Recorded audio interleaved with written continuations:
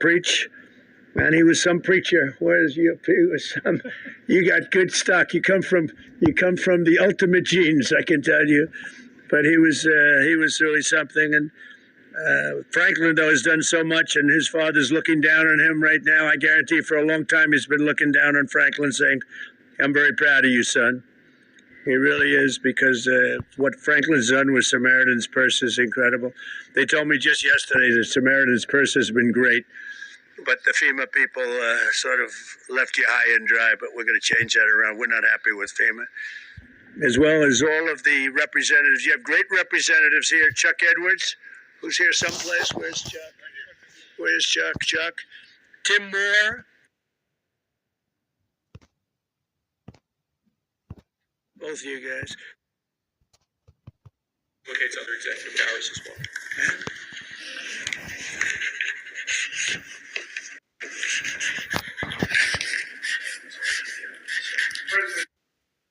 Addison McDowell, these guys were just here, just put in, and they're doing a fantastic job. Addison, thank you very much. Great. Mark Harris, thank you, Mark. Thank you, Mark. Brad Knott, thank you, Brad. Greg Murphy, fantastic guy, my friend for a long time now, right? And the RNC chairman, Michael Watley, who really, as I said, brought us to a great victory with Lara, the chairman of the party, the whole Republican. I took Michael Watley from North Carolina because he did the best job and put him in charge of everything, and the job they did together was incredible. Last September, Hurricane Helene became one of the deadliest natural disasters in modern American history. Rainfall rose to far more than 30 inches, which is lethal, unleashing unprecedented devastation throughout western North Carolina and many other states, as you know, but you got hit the hardest. The highest responsibility and deepest obligation of the American government is to protect its people, and that's never truer than in times of emergency like this. Unfortunately, our government failed you, but it wasn't the Trump government. It was a government run by Biden. What a terrible situation.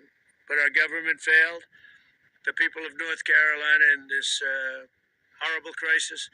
For 2 months, Asheville lacked running water, and even today, some North Carolinians can't take a hot water shower. They can't drink water. They don't know where to get it. It's delivered to them by some, or they just go out and somehow find some. It's been 4 months since the storm made landfill, and still 180 roads remain closed and in ruins. Earlier this month, the Biden administration kicked 2,000 displaced North Carolinians out of their temporary housing into freezing 20-degree weather. I don't know how they did that one, because it was cold, even while your government provided shelter and housing for illegal aliens from all over the world. But under the Trump administration, the days of betrayal and neglect are over. They are over. As I said in my inaugural address, we restore the integrity, competency, and loyalty of the American government. And I think I said most of it in the inaugural address. We said a lot of things, but one of the groups of people I was thinking about is you in North Carolina. A lot of that was in reference to you and what you've had to suffer. I'm pleased to announce that under our leadership, the federal government will be surging housing solutions to the state that go beyond mere temporary hotel stays that ended up being very short term. The government wouldn't do it any longer, which is ridiculous. We'll marshal all available resources and bring back potable water and make your water and infrastructure dramatically more reliable very quickly. Today, I'll also be signing an executive order slashing all red tape and bureaucratic barriers and permits to ensure the rapid reconstruction of the roads here in western North Carolina. We're going to go through a permitting process that's called no permitting, just get it done. That's the way they built them many years ago, I guarantee you that, right? We will get them back very quickly, and we'll begin the work of fundamentally changing, terminating, or overhauling FEMA. FEMA's been a disaster no matter where they are. We're honored to be joined today very quickly by several families affected by the vicious storm. I'd like to ask each of them to share their story. Chris and Kim West, you could come forward. Ramona Nix. Yeah, he be talking about FEMA a lot. He be talking so much mess about FEMA. It's crazy. Hello. Come on in here.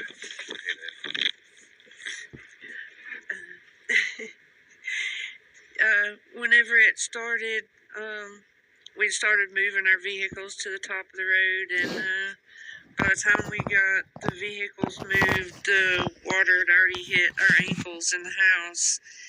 And so I grabbed my purse and my little pug dog, and my husband grabbed the dog food and put it in a trash bag, and by the time we got out into the driveway, it was already waist deep, and there was sticks and that kind of thing.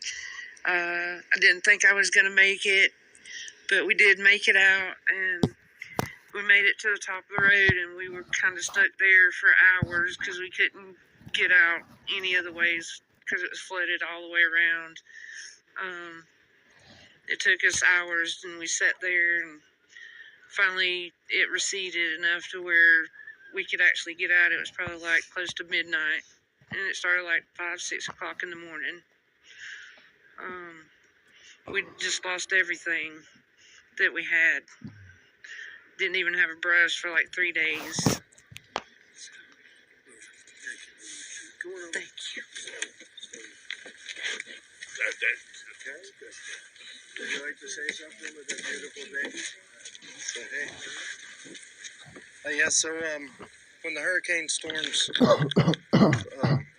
hit North Carolina, hit our home, my daughter and my wife and I were actually out of town. But unfortunately, my dad was still at home, and my mother was staying at our house with our animals. And the waters got so high that it actually lifted between that and the tornado that came through, or microburst is what they've been calling them, and lifted his home and the house that I grew up in, and crashed it into our barn. It took away his business. It took away all of our tools and tractors and everything needed to keep the farm going. And my mother was trapped in the house, and there was no way to escape because the water got so high. The only thing she could do was ride it out and wait till the waters came down.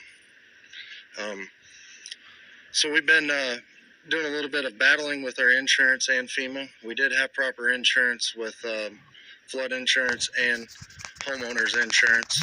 But since we had proper insurance, FEMA's not been able to assist us with a whole lot of things. And again, we've been having some issues with trying to get some payout for our insurance in a timely manner. We had to do mold mitigation on our home, which is extremely expensive, before the structural engineer even came out in order to get our flood payout. And to me, that was not really acceptable. Has the insurance company been responsive or not really? Not so much. You know, again, They give you the money they have to give you? I'm hoping so. And we need some assistance with that. We reached out to an attorney. What's the name of the insurance company?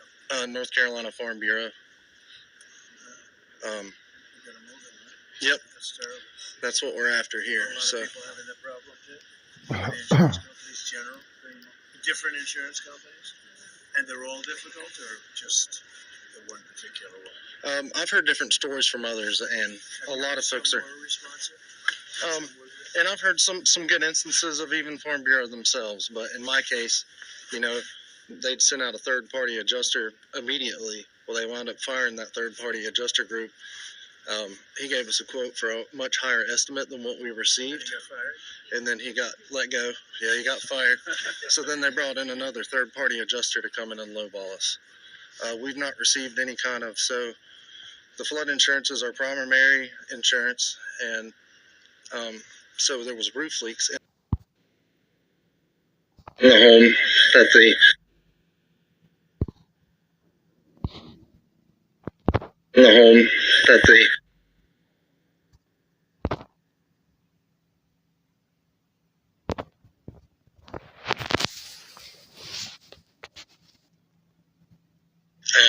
so there was roof leaks